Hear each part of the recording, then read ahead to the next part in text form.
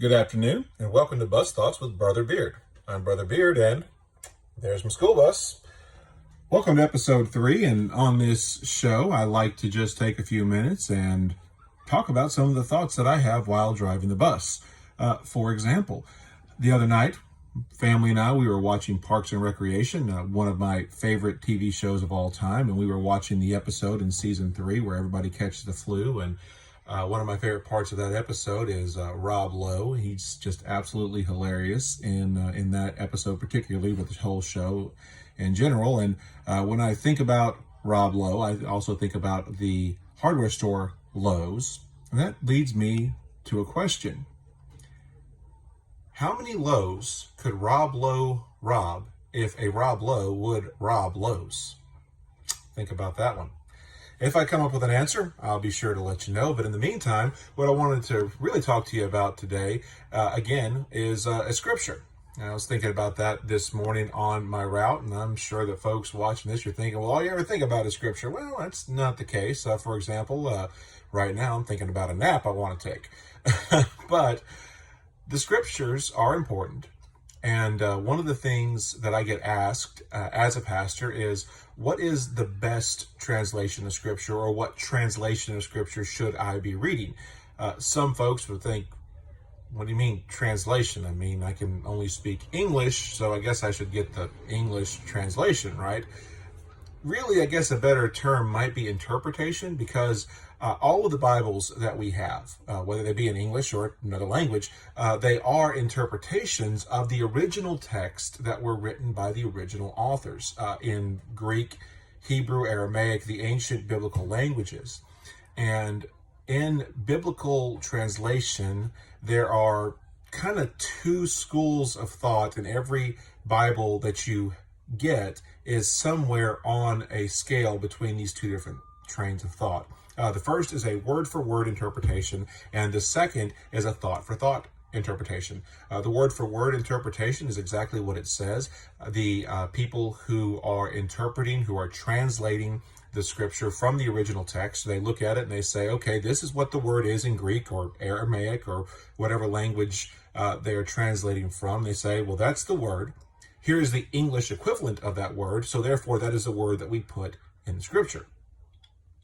The other end is the thought-for-thought translation. And so what they do in that school of thought is they read the original text. What is it trying to say?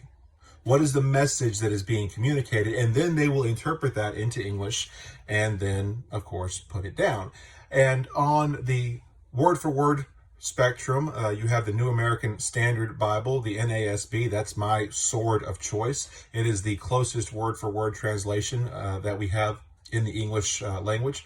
I like the 95 revision. I haven't spent enough time with the 2020 version yet to make a judgment, but that's the sword I take to the pulpit every Sunday.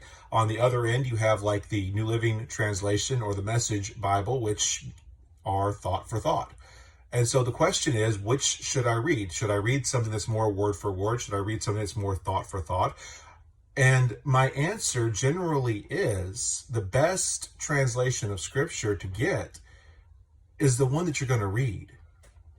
And equally important is one that you can understand.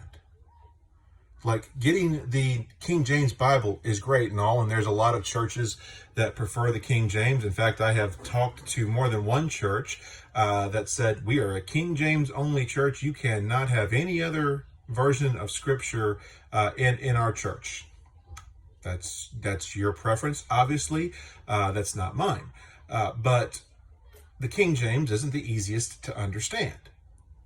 Perhaps you would be better off with an English Standard Version, something like that, something that you can read and you can know what you're reading.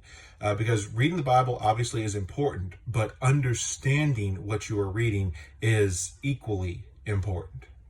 And so pick up a Message, New Living Translation, Amplified.